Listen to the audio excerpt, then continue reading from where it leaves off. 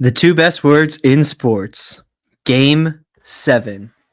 The Blues came back from a very disappointing performance in Game 5 and roared back to even the series and force the final tiebreaker in Winnipeg tonight. Do they have a chance? What went right and wrong in Games 5 and 6? Plus, we'll have a chance for a live Q&A at the end. All of that and more today on Note News.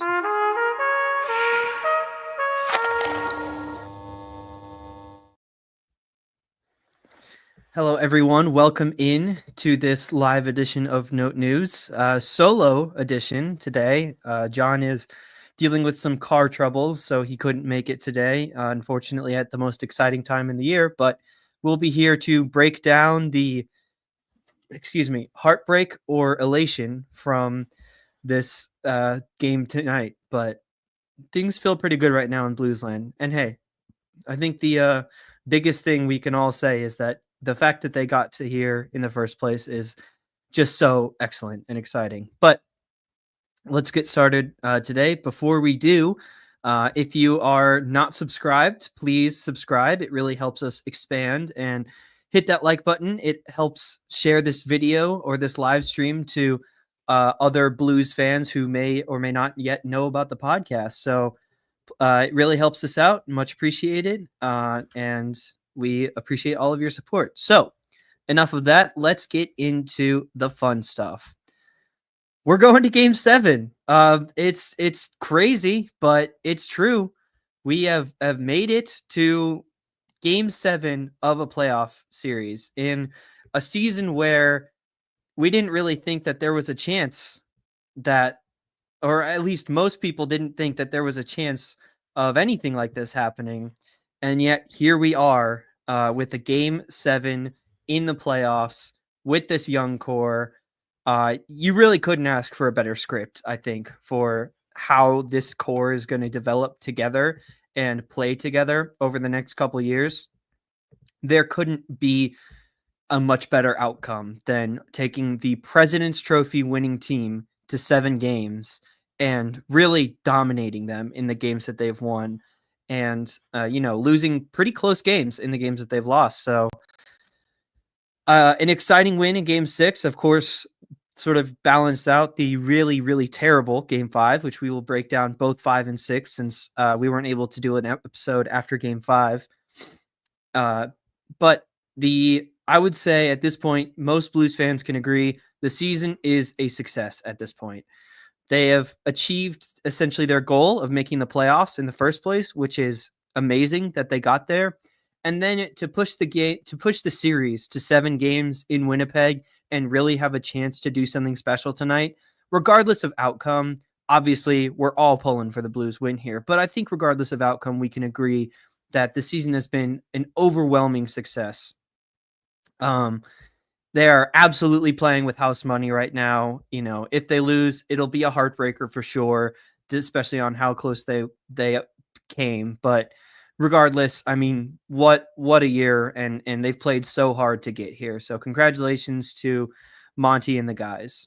So, also looking forward just a little bit. I won't get into this too much because I don't want to get ahead of ourselves and potentially jinx something, but Dallas had a huge comeback win last night against Colorado to win their Game 7 at home. So another series where the home team really came away with a lot of success here. But I mean, I watched that game, and oh boy, that is an all-time choke job from the Avs. It really kind of felt like the hockey gods were just swinging against them, with Rantanen scoring a hat trick against his former team. But at the same time, it felt like it was always coming. So that's just something that was super fun to watch. I seem to not hate the Avs as much as a lot of other Blues fans do, which is fine. I certainly have my share of hatred in the Central Division. I'm not saying people aren't allowed to hate the Avs, but I'm a little bit sad because I think Cale Makar is the most fun player to watch in the NHL.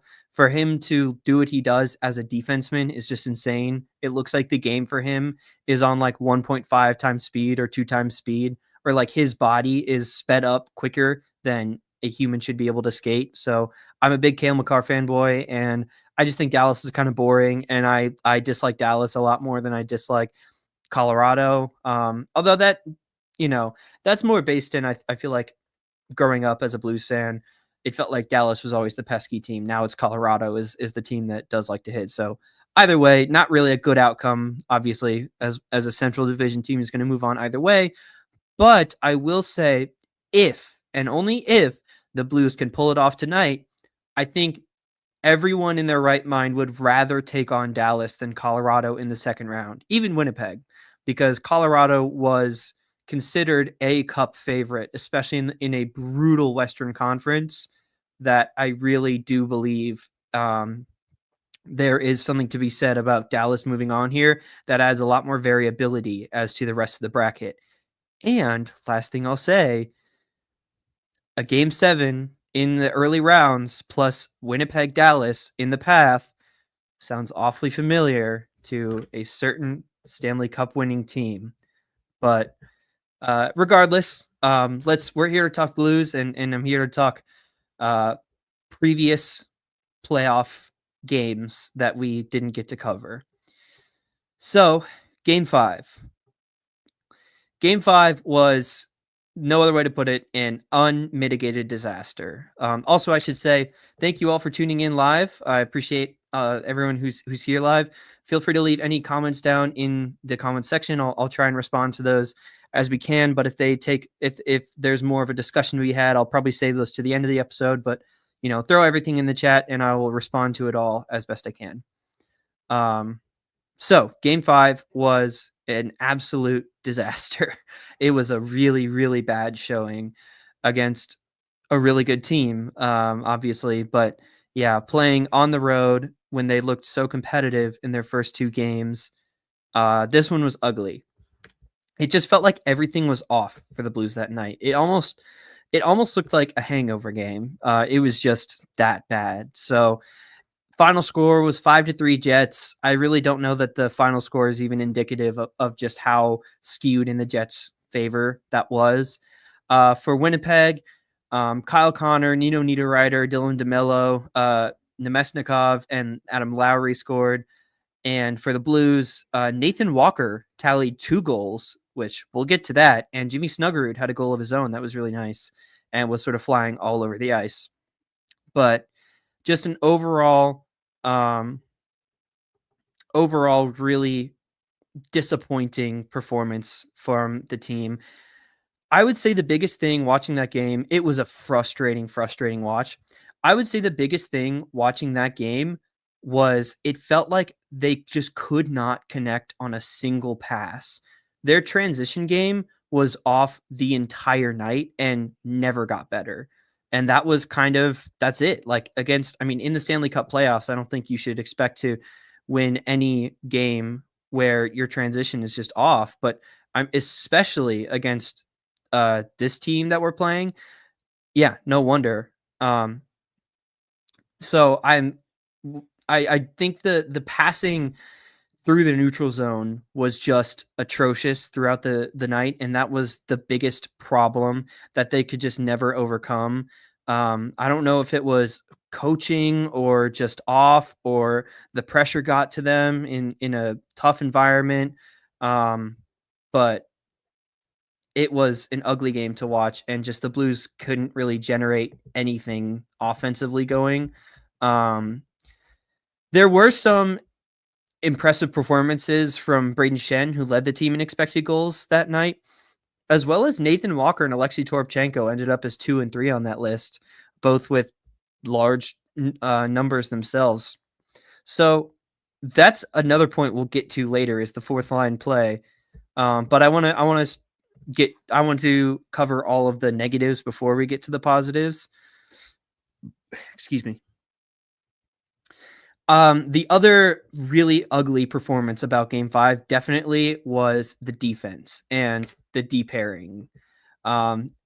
Every single D pair, with the exception of Suter and Falk, who only played like 2 minutes ago, essentially all of the special teams or just like line change weirdness pairings. So all of the real defensive pairings that night allowed a goal. Fowler, Parayko, Broberg, Falk, and Suter Leddy all allowed a goal against, on as well as their expected goals against were quite poor. So Fowler Pareko had the worst at a 0.676 expected goals against. Suter Letty allowed 0.66 goals against, and Broberg Falk were the best at a 0.567. But I think Broberg did a lot of the heavy lifting there. I would say Letty and Falk really had bad games. Excuse me. I mixed up my stats here. So Broberg Falk did not allow a goal against. Suter Letty allowed 2 goals against. And yeah, Nick Letty had a fire into the sun type game. It was ugly. So other than that, yeah, I agree, Matt, in the chat. This game 5 was definitely the worst game in the series by far, and pretty much every advanced statistic agrees with that. So the last part of this that was sort of a little bit worrisome about game 5 was the top line got absolutely shut down. There was just no offensive pressure from Kyrou, Buchnevich. Neighbors, again, in the expected goals metrics, had an okay game, but I still don't think played awesome. And Thomas, Kyrou, and Buchnevich, the sort of big three or the core, the older core, really did not perform and did not provide anything offensively.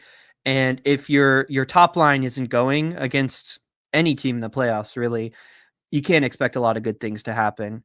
You can have, again, like we'll get to, you can have depth fourth lines get going and provide offense, but that isn't a sustainable way to win in the playoffs. And so I was personally worried after game 5 that if the top line couldn't get going in game 6, I thought it could get ugly fast and, maybe lead to an elimination.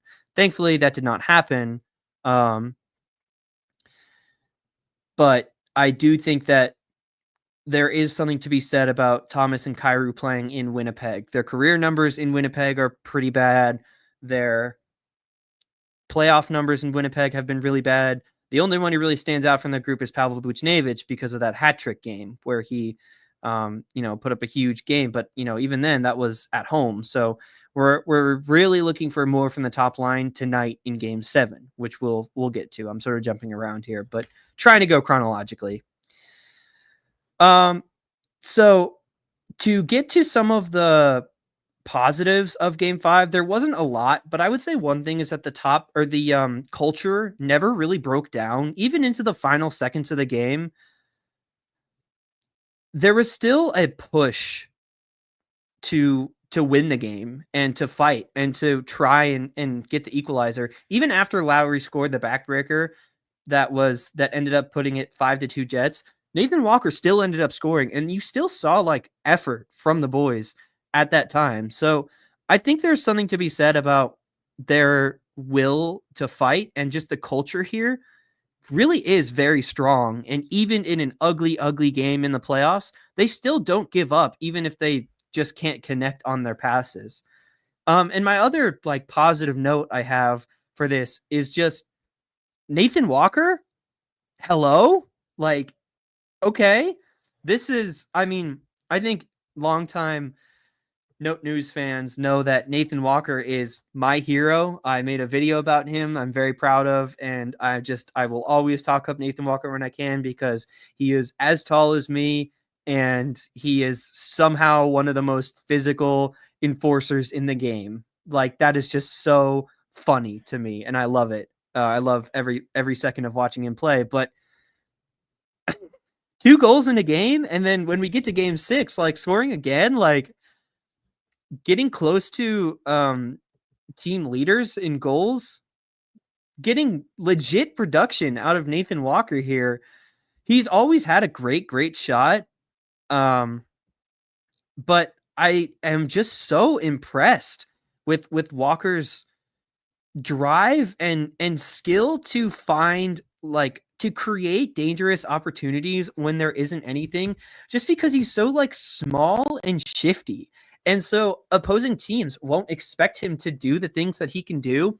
On top of that, sometimes he will just upend a 6'2" forward or a 6'3" defenseman who's uh not facing the right way, and then just create the space himself because the man covering him is on his butt on the ice. So he's a super fun player to watch. Should not be this good, to be honest, but boy, am I here for it. I'm almost certain he is under contract for next year. And man, that is just a fun piece to have. Yeah, he's under contract for next year for $775,000, like league minimum, basically. That's just awesome. Yeah, he's been wrestling kangaroos and honey badgers and decided that, 6'4" Canadian and Russians are absolutely nothing compared to those like man-eating spiders in Australia or whatever. But anyways, Nathan Walker had an awesome game in Game 5 when really there was no positive about that. 26 was the positive. But I think if no one else has anything on Game 5, we can move on from that crap storm to Game 6 and how exciting and just electric the atmosphere was. There's a lot of notes I have on this one.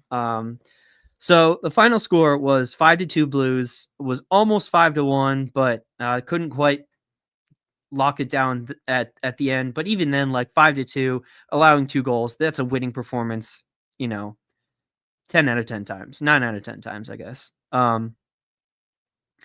So for Winnipeg, Cole Perfetti and Niederreiter scored, and for the Blues, Broberg opened the scoring before Perfetti got the equalizer. And then it was 4 straight unanswered goals until they got an answered, but it didn't. It was too little, too late. 4 unanswered goals in the second, all within a span of like 5 minutes, from Walker to Shen to Fowler to Alexei Toropchenko. There's just so much exciting about this game to break down. Of course, Connor Hellebuck ends up getting pulled in the third period, doesn't start the third period because he was just so shaken. And there is so much positive to talk about here. I don't even know that I can break down much negative here. I mean, I think Kairu's been quiet, which is a point we will get to, but that's sort of more than just a Game 6 thing. That's a throughout the playoffs sort of discussion. And I think that otherwise, everyone did their job was the biggest part of this Game 6. And the biggest part of the Blues winning formulas that they've been able to show. And so I don't think there's a lot of negatives to go down. I mean, Binnington had a phenomenal game again. The defense was incredible, both offensively and defensively. And that fourth line, man. So first, let's get to the man of the hour, as in the centerpiece of the discussion of this series. Connor Hellebuck having a rough go at it. He is still dead last in goals saved above expected in the playoffs at -9.7. That's the worst mark that some goalies will get in a season. And he's already at that through 6 games. That's the offense that the St. Louis Blues are capable of the greatest goalie in the world. Sure, you could say it's the yips, it's overuse, it's all these things for Hellebuck, but I don't think we can just exclude the Blues from this discussion.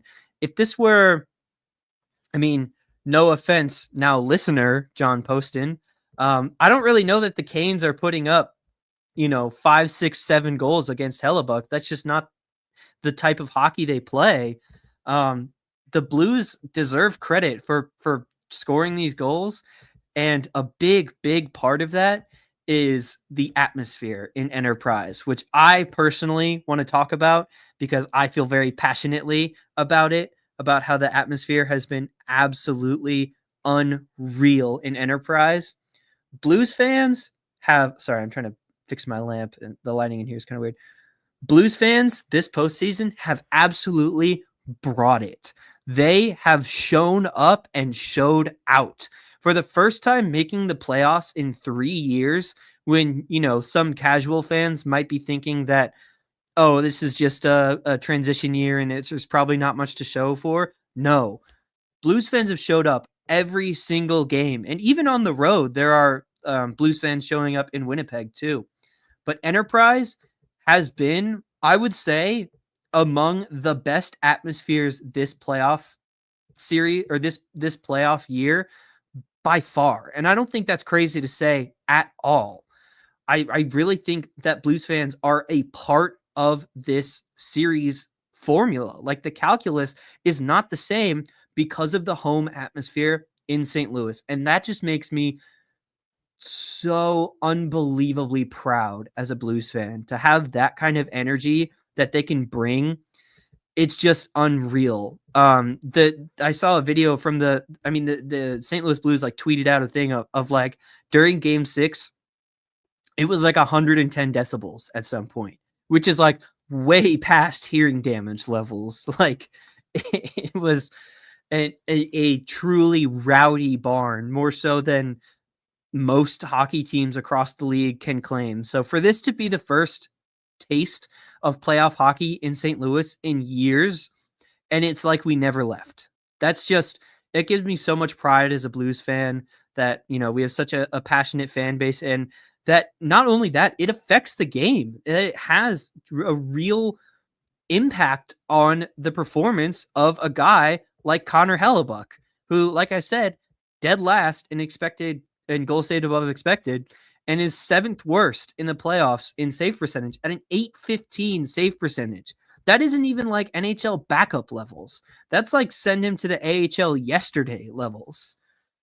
That's the kind of environment, the kind of barn we're talking about in Enterprise Center, and it's just so awesome. So cheers to you, Blues fans. You've earned this series as much as everyone else. On the other side of that, there is definitely, I think, a narrative building here about the other man in net, the bad man himself, Jordan Binnington, who has put up gem after gem after game 5 after gem in this series. And game 5 wasn't his fault. There was just so much offensive pressure. The Blues defense was shutting nothing down. I'm not at all throwing this on I'm throwing that on Binnington. But in game 6, totally showed up.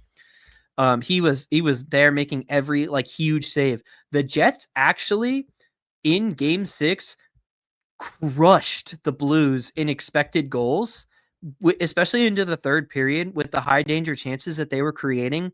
Cole Perfetti alone had a full expected goal. Niederreiter had 0.92. Connor had 0.54. Nikolai Ehlers, who came back for game 6, which is actually a huge addition. I thought he looked really scary. I believe he ended up registering a point. And Ehlers is like underratedly, I think Ehlers might be the best player on the Jets outside of like maybe Morrissey. But anyways, that's neither here nor there. The Jets' expected goals total was a 4.3, I think, versus the Blues only had a 3.0 about. Hang on. The Jets' expected goals were 4.1 or 4.2, and the Blues' expected goals were, sorry, it's really small, exactly 3. So the Jets had almost a full expected goal over the Blues. And it did not matter because Binnington showed up, as he always does. He's up to an .897 in the playoffs, which is pretty good, especially considering he's had one blow-up game, and then game 5 allowed 3 goals too. So that's pretty good for a playoff goalie. And then he's at 1.1 goal saved above expected, which is really good. In game 6 alone, Binnington had 2.16 goals saved above expected. That is a phenomenal performance. So I think there is no doubt in anyone's mind that when it comes playoff time, 50 is the guy, and Binner is going to be a centerpiece in St. Louis for a long time. I was sort of thinking, my mouse happens to be hovering here. I don't know what I'm clicking. Wow, that was, I don't know how to get this off my screen. It says, I don't know about the rest of you, but I'm about to smash the subscribe button. But anyways, for the audio listeners. But anyways, I don't know about regular season, and I was sort of having this thought the other day about like Colton Ellis and Joel Hofer and whatever. And actually, like, I could see a world where Ellis and Hofer could actually take over like more of a 50-50 split in the regular season, just so that Binner can be rested and ready to go for the playoffs. Because I mean, there isn't a better playoff goalie, period. I mean, Vasilevsky just got bounced. He had a really rough playoff series for, sort of being a historic playoff and just regular season 2 goalie. He also perhaps had some overuse issues and had some troubles. And then other good playoff goalies are like Bobrovsky is playing really well. Bobrovsky's definitely putting himself on the map. Ottinger has been a pretty good playoff goalie historically. This season, not so much. He's one of the lowest in save percentage and goal saved above expected as well. But the Dallas Stars are just scoring a million goals. But anyways, yeah, Jordan Binnington had an excellent Game 6, as an excellent series, is going to be a centerpiece in St. Louis for a long time. Whether or not he's the regular season guy, it doesn't even matter. This is what I'm talking about, people, when I say, if you have playoff Binnington, you have a chance, because boy, he is something else when the pressure's on. And looking forward again, a little teaser to Game 7. I mean, that's in a do or die situation. Okay, I'll save the Game 7 talk for our final segment. The other thing I want to talk about for the Game 6 win, Game 5 was maybe a hello Nathan Walker moment. Game 6, hello fourth line. The fourth line scored 3 goals in this game. Or 2 goals in this game from Walker and from Toropchenko, and was absolutely flying around the ice. I am truly astounded by how good this fourth line has been. The comparisons have been made. I don't think they've been made on this podcast yet, but I've seen it just flying around everywhere. So not necessarily my own thoughts here, but this fourth line is eerily reminiscent of that like Sonny Steen fourth line in 2019 that was absolutely elite as well. But yeah, the fourth line for the Blues this season has been one of the success stories of the year. And they actually are the team leader in expected goals percentage at sorry, I just lost it, at 58.8%. Which isn't like, that's 34th of all playoff teams, some of which got bounced by this point. That isn't a remarkably high number, but it is better than the top line. It is better than the Butch Thomas Kyrou line. It is better than the Thomas Butch Snuggerud line. It's better than the second line, which has been, so good all year. Except rest in peace, our glorious king, Dylan Holloway. He'll make his return at some point. But anyways, and they also have been excellent in preventing goals at a 0.096 expected goals against. That's a 0.01 expected goals against for the playoffs, for Game 6. If we extrapolate that out to the entire playoffs, they are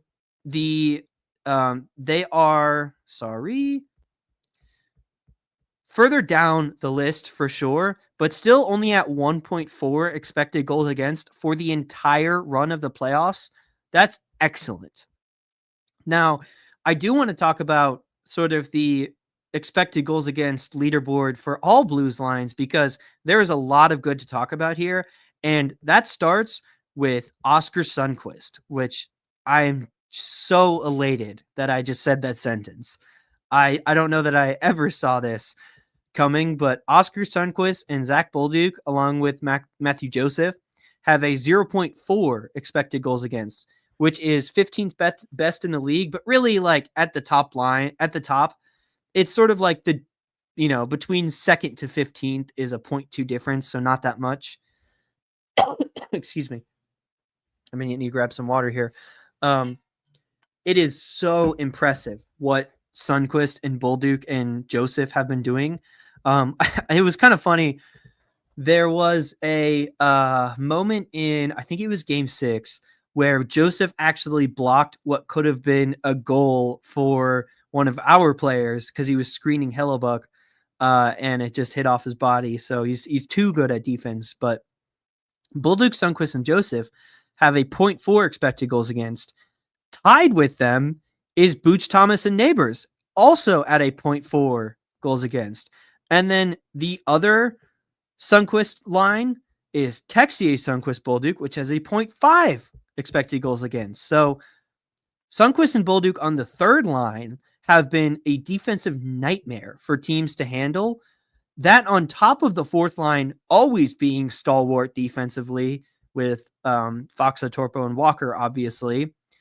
And with the physical edge that they bring, I mean, Nathan Walker, we've said it ad nauseum, but Alexei Toropchenko and Radek Faksa have been throwing some hits around in this series too. And actually, Faksa's hit was what did Scheifele in. And if in case you all listening didn't see the reports, Scheifele is out for Game 7. He's not playing, which is a huge deal. So thank you, Radek Faksa. Really, thank you, Mark Scheifele, for just skating into Radek Faksa. But so crazy. The discourse, okay, quick side tangent. The discourse around like that hit and the hits in general is just so sad and is so insane. Schen's hit on Scheifele was literally the most clean NHL hit. Like even in the regular season, in a game where, they're calling like everything that doesn't get called. The fact that it was called a minor penalty at all was absurd. It was such a clean hit. And then Fax's hit, Scheifele literally skated into him and was going for the puck. Like, come on. And then, yeah, the hits going the other way, whatever. So silly and honestly really soft. But we are learning a lot about the Central Division throughout these playoffs, I think. Also, yeah, I said the fourth line is leading in expected goals percentage. And yeah, the defense from the fourth lines or from the depth lines has been unbelievable. So I think the thing that really stands out here is we've talked about the success of the top line for the most part, Robert Thomas being Robert Thomas, as well as the defense from the first line has been excellent. Thomas and Booch leading the way in points outside of playoff legend Cam Fowler, who has been just amazing. We'll give him his flowers in a moment. Missing from this discussion pretty clearly is the second line, which has been, for the most part, Schenn and Kyrou and Neighbors, who have just not really shown up. I think part of that is Neighbors is just so not complementary to those skill sets. Unless he's playing with Robert Thomas, I just don't think Neighbors is like a top 6 player. He just doesn't have enough creativity or ability to be in that role. And also, he takes a lot of penalties. And for him to get top 6 minutes for taking that many penalties in a playoff series is pretty rough. He is, not performing. But really, the big question for this line, Braden Schenn had some nice goals. I think that that Schenn goal in Game 5 to start to blow things open, and I mean the Schenn goal probably had the loudest pop of all the goals from Game 6. From Game 6. The Schenn goal probably had the loudest pop as just being like unexpected and awesome to me. And I tweeted this out, so apologies if you've already read this and this is repeating, but that was eerily reminiscent of Ryan O'Reilly. That was absolutely, from the skating to the finish to the moment, that was a Ryan O'Reilly moment. So in my eyes, Braden Schenn absolutely has earned that C. He is the captain until he wants to hang up the skates or, maybe get traded to Florida or something, because everyone gets traded to Florida. But for the most part, I really think that Schenn has been awesome. Production wise, has 3 points in the 6 games at a -2. Okay, 2 goals, not bad. But Jordan Kyrou is 2 points, 2 goals for who's supposed to be like your second best skater, at times first best skater. I mean, if we go back to the regular season, there's an argument Kyrou's our best skater and has not done anything. He's the team like opposite of leader, like the worst on the team in plus minus at a -5. So defensively, when Kyrou was so good this season, he has been not great in this offseason. And is not scoring goals either. It seems like he's also trying to do a little bit too much playmaking, maybe. Not necessarily shooting it and really just like not getting to high danger areas. It looks like his skating is just being so timid or is being boxed out by the Jets defense so well. And, I think that is a little bit of a matchup thing. I think the Jets are just a team that is really equipped to deal with guys like Kyrou, guys like Wyatt Johnston, Marchment, like these sort of skillful, pretty speedy wingers. I guess Johnson's a center, but kind of plays like a winger. Anyways, the Jets are kind of equipped to that, but even then, like you need your best players to step up, and Kyrou has vanished. To respond to Lily in the chat, I think getting Holloway back. If I'm not gonna say it's a guarantee because I don't want to jinx anything. If the Blues can make it to round 2, it does feel likely. Now, this is mostly hearsay, but it does feel likely that Holloway is slated to return just based on how quiet they've been about Holloway up to this point. It kind of feels like that was going to be a potential return date anyways. And so I would be super excited to see Holloway and Kyrou in round 2 to play together. But it feels like without Holloway and with Shen taking more of a backseat to offensive production and really focusing in on defense, Kyrou just isn't able to play with that. On top of Jake Neighbors not really helping this. And it's kind of been a recipe for maybe not disaster, but just nothing positive here. And he's going to be a guy to watch in Game 7, but I don't really know that I'm expecting him to have a great Game 7. I think the way that things have been going, it just looks like the Jets are able to shut down Jordan Kyrou. Outside of that just beautiful goal he had in Game, it was either Game 1 or 3. But yeah, I think 25 is a big miss in this series, and I don't know. I'm hopeful. I'm hopeful for Kyrou.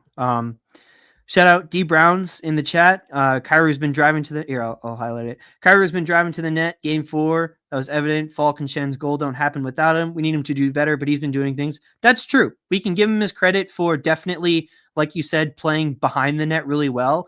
It's just that that's never the role that Jordan Kyrou has played, and that's never the role that he's found success in. He's always been more of a player on the wing, and literally like on the wing, like in the face-off circle, outside the slot, to creep up into that face-off dot area and create high danger looks that way, or take his speed to crash into the net, not necessarily crash down behind the net. That's usually where you expect Braden Shen and a guy like Jake Neighbors to do so that Kyrou can be there with the high danger look to put it in.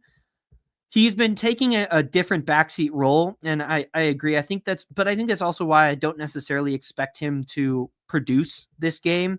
But it is fair to say that he hasn't been atrocious. It's just that he's been really quiet when he is, maybe the most skilled player on the team. The last point of discussion, I think, about just the games in general here is the defensive performance of the defenseman. Sorry, the performance of the defenseman. I mean, first of all, Cam Fowler. One of not just the team leader, one of the playoff leaders in points. Did anyone, when Army traded for Cam Fowler back in November, if someone has a receipt that says like $1 on Cam Fowler to win the Conn Smythe, I will personally pay you out the win of that bet, because what is going on? Cam Fowler has 8 assists in 6 games, along with 2 goals, and doesn't look like he's slowing down at any point. He has been all over the ice. He has absolutely continued to create sort of his quantity chances, but not only that, they're becoming quality chances because of how good this Jim Montgomery system is at manipulating the space and creating dangerous looks for the defenseman. I can't believe I'm saying this, but Cam Fowler has become our Charlie McAvoy. In what world did anyone see this happening? But man, it's a fun one, I guess. He is playing so well. The way that he's able to creep up into that negative space created by the manipulation of the forwards and get into those medium danger looks to look for redirects or to look for dangerous passes like out to the wings or, down in front has just been awesome. On top of that, the accuracy on his shots has been excellent. His slap shots have been great. He hasn't been missing the net as much as he has in the regular season. He is just locked in. It looks like he is tired of toiling away in Anaheim and is now that he's getting a taste of the playoffs, he's going to do everything in his power to make it last as long as possible because wow. 1 game-winning goal on top of that. He's got an 18.2 shooting percentage for 20 and a half minutes of time on ice. That's crazy. Those are bonkers numbers. Yeah, Cam Fowler's been awesome.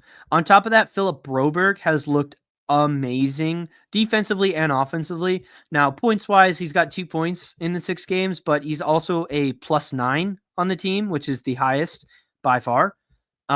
He's been defensively amazing and offensively great too. Just hasn't necessarily usually it's like 1 extra tip that, takes the assist off of his thing, but definitely working in the offensive creation and had just a nasty setup on a goal recently that was just amazing. I'm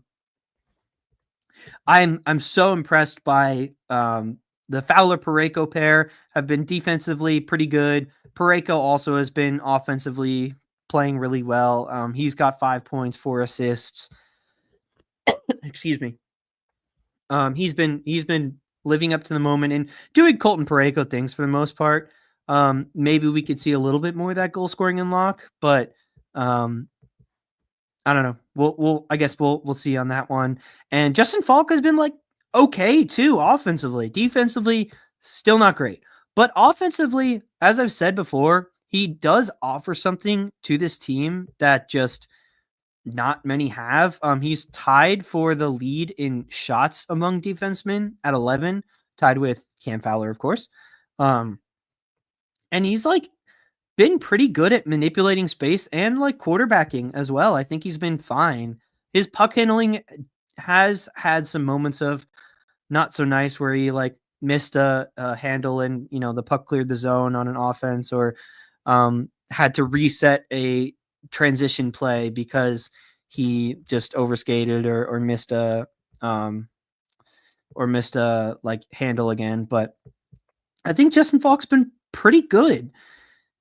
And as like a 5th or 6th defenseman, now he's playing as the 4th on this team, but in going into the future as like a 5th or 6th defenseman, contract is not what you would like, but otherwise, maybe there's something there. I don't know. Just a thought for the offseason, but let's hope that offseason is nowhere near close as we look forward to Game 7. And before we get to Game 7, I just want to say if you are enjoying the content so far, like I said at the head, it really helps us out if you hit the like or subscribe buttons. Press every button on your screen, and we will mail you a cookie if you send us your shipping information. Don't do that. That was a joke. So thank you for tuning in. Much appreciated for everyone tuning in live also. And please drop all comments, questions in the chat. We are about to get into a Q&A section. So I need questions if I'm going to answer them. But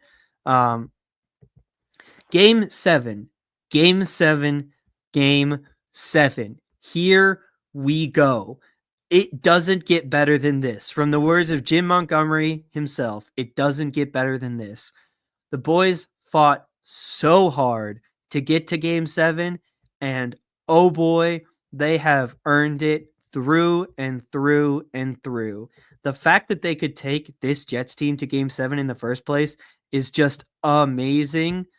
And I just cannot I cannot wait for this game.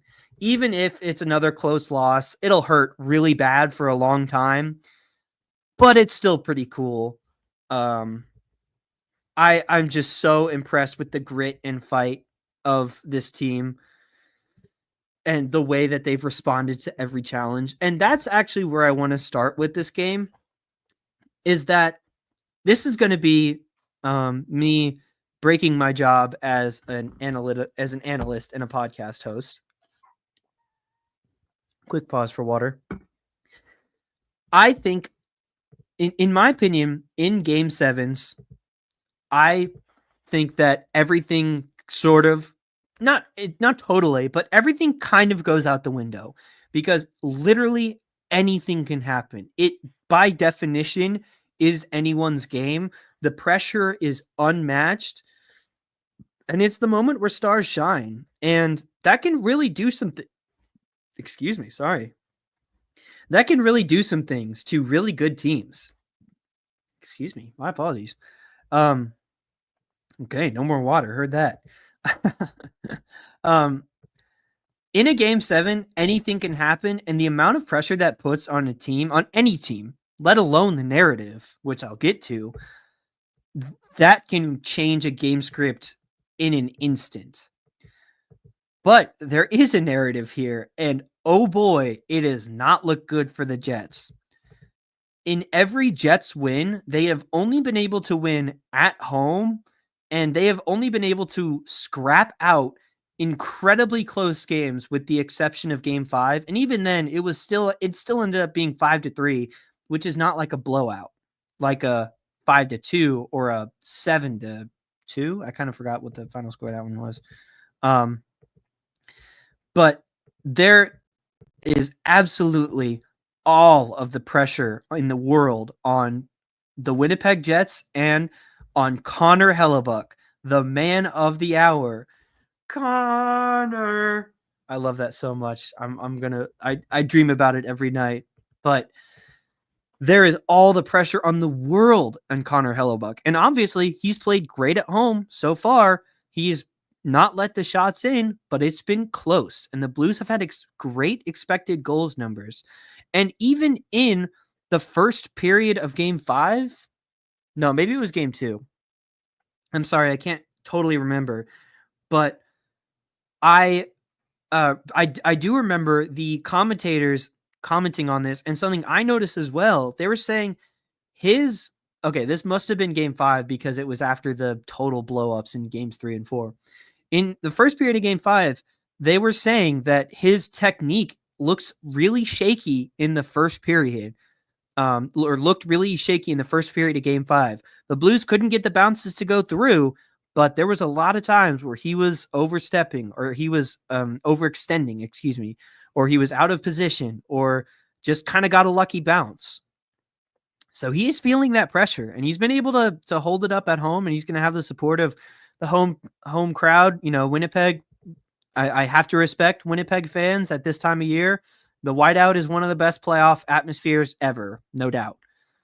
But that doesn't mean that there still isn't a ton of pressure on Hellebuck. And if the Blues can score that first goal, can you imagine the feeling across everyone in the building, on the bench, and that man in net? It almost feels like an inevitable wave of what could be. So there is all the pressure on a President's Trophy winning team to make a push here and really do something special and earn this upset. I'm not saying by any means that the Blues are guaranteed to win this game, and we should all be feeling super confident that, this is just going to be a wash because Hellebuck is trash. That's not the case. And it's going to be a really tough game. And the Jets have played really, really excellently at home. And, the Winnipeg crowd is going to be rowdy. And in the first game, that proved to be troublesome because Bolduc and Neighbors, and I think Torpo or Walker or someone else too, got a penalty because it was so loud that they couldn't hear the coaching or the whistle or whatever. So this is going to be a tough challenge for Game 7 for sure. But those two words are all the difference here. It's Game 7. And when you get to Game 7, there is no one else in sports, I guess, outside of like prime LeBron and MJ. maybe maybe the LeBron of never mind, ignore that. Jordan Binnington. JB, number 50. Sorry about that. There is absolutely no one else in the NHL that you would rather face less than big game Jordan Binnington, and it does not get bigger than Game 7. The stats speak for themselves. They're being listed out on every talk show, every podcast. You've all seen them. We're all familiar.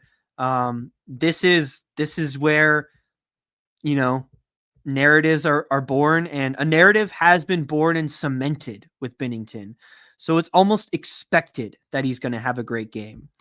In their wins, in the Jets' wins at home, they've scored 3, 4, 5 goals. If Binner can hold them to 2 or under, which he has a chance to do, again, not saying any of this is guaranteed, but if playoff Game 7 Binnington can show up and do what we think he can do and hold them to 2 goals, maybe 3, that's a really good chance for one of the best offensive teams in the league, who is currently living in the mind of the netminder between the opposing pipes. The other point I want to make, which sort of connects here with Matt in the chat, he says that for the culture that we have, the Jets don't seem to have that. And we've seen a lot of quit in their team, but versus haven't seen a lot of quit in our team in big moments, in the waning hours, in the witching hour. That's what it's called. The other point I want to make here about just like narratives and everything in general is that everything for this season, Blues fans know every time since Jim Montgomery took over, every time this team was tested in a big moment, not only did they show out, they would dominate. I would say quick moments that stand out. Thomas and Broberg go down for like a month each. It's looking rough, and the Blues go over 500 points percentage in that time. Winter Classic, national stage.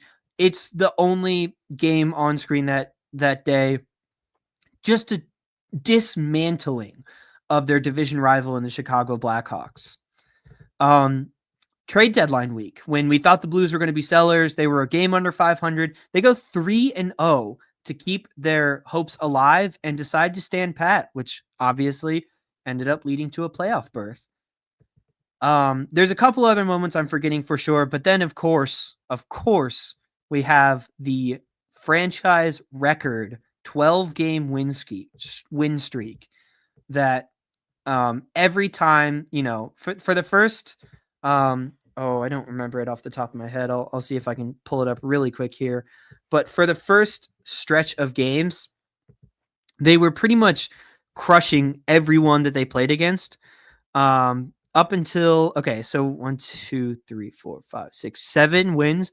Their 8th win was sort of a scrap it out fight in Nashville that they should have lost, but decided to win, basically.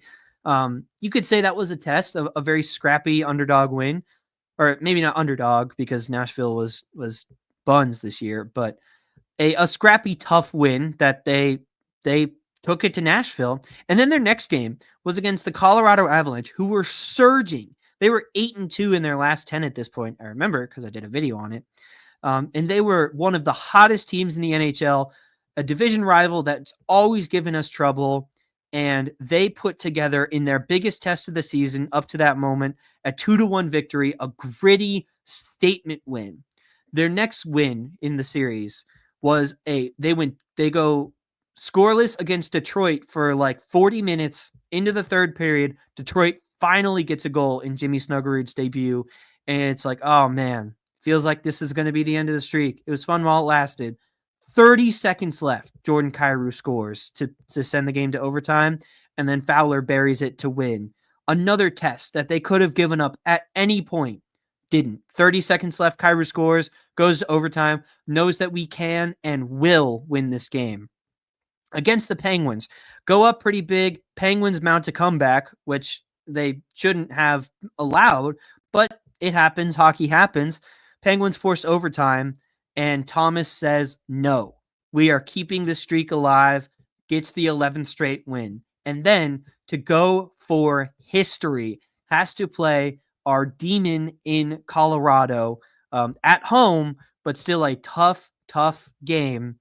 Allowed 4 goals to the Avalanche and pulled out the win. So every time they were tested. Oh, and then of course, how could we forget a win and in scenario after losing disappointingly to the Seattle Kraken against the Utah Hockey Club to make the playoffs, and they stomped the now renamed, in case you haven't heard, breaking news, Utah Mammoth is unofficially official, if not just straight up official now. Actually, I think it is straight up official now. So the will be Utah Mammoth, a 6-1 crushing of them, puts the Blues into the playoffs. And then, of course, their next test was to hang with the Jets, at which point they have forced a Game 7. So in every time when their backs were against the wall, not only did this Blues team come out fighting, they played some of their best hockey. And for that reason, I could not be more excited for Game 7 tonight. It is going to be a fun one. It's going to be either heartbreak or elation. I can't wait. Either way, at the end of the day, like we said at the head of the episode, this season has been a resounding success either way. So Blues fans, I think we can all take that mindset at least going into the game, and we could try and be respectful about it for the most part. But this has been a great season, and just what a treat to end it off potentially, or continue it further. But what a treat to get a Game 7 in the playoffs with this young playoff core. It doesn't get better than this. So let's go Blues, and I just cannot wait for how Game 7 is going to play out. That's all I've got on my statistics and whatnot. If you all have any questions or not, I'll keep sitting here for a couple more minutes, but it seems like there's not a lot left. But I am just so excited to watch this game, and yeah, Jordan Binnington is my player to watch. I would say players to watch this game. This is a fun one. I'm going to give a quick prediction for Game 7. I think early in the game, I think the Blues are going to score, and I think they're going to do it by one of the quote-unquote depth pieces on the roster. I could see a Cam Fowler goal, which I guess isn't really a depth piece, but sort of not who you expected coming into the series is how I think of that. I could see a Nathan Walker goal, honestly, just continuing his hot stretch. Maybe like a Bolduc or a Sundqvist, but I think it's not going to be a top 6 guy. And I think the Blues with, maybe 11 minutes into the first or so, somewhere around then, put all the pressure on Winnipeg. I think Winnipeg's going to come back. I think they're going to fight. We'll probably score 1 or 2 goals back, but I think the Blues can do it. And I'm going to go 4-2 final. They make it 3-2 off of 2 quick goals in succession. So I'll say Winnipeg scores 2 in the second. And then we'll say, sometime into the third, the Blues fire back, score 2 quick goals in succession, put it up 3-2. Net gets pulled and finish the job with maybe a Braden Shen equalizer. I'm not sure about that, but I think Binnington has a great game, allowing the Jets to only 2 goals. And my player to watch outside of Binnington, Matt, you and I are right in lockstep. I've been saying it this whole playoff run.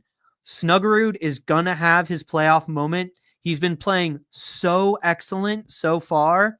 still hasn't had that one game. I think this is it. I think we could see a Jimmy Snuggerud masterclass tonight. So my eyes are going to be glued to 21. Broberg, Fowler, obviously Rob Thomas and Jordan Bennington, the big names to watch, but just what a fun season, what a fun game. What a great time it is to be a Blues fan. Truly, like, appreciate it while we have it, people, because no one in the NHL has it better than this. Not even the future cup winner. If it happens, on the rare chance that it isn't your St. Louis Blues, on like the 1% that someone else wins the cup, arguably no one's got it better than us right now. So enjoy it while it lasts. Let's have some fun tonight. Thanks for tuning in. Like this video, subscribe, share with your friends, send it around. That's how we grow this podcast and build up this Blues community to get a lively chat. You guys have been awesome in the past couple episodes. So thanks for tuning into the live streams. Thanks for checking out our socials. We're on TikTok, Instagram, and Twitter is X, the other one. And thanks for tuning in to this solo edition of Note News. John will be back to break down, hopefully, knock on wood, a Game 7 win and moving on to round 2 against the Dallas Stars. But regardless, we'll be here to break it all down throughout the rest of the playoffs and the offseason. And let's enjoy tonight. And as always, let's go Blues!